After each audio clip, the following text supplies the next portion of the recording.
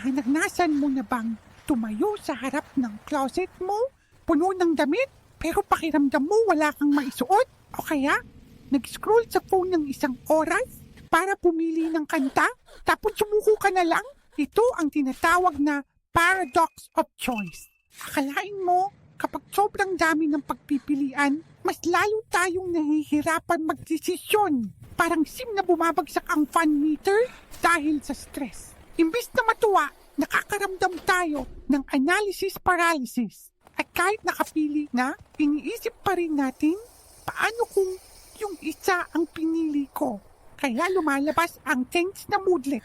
So, ano ang life hack?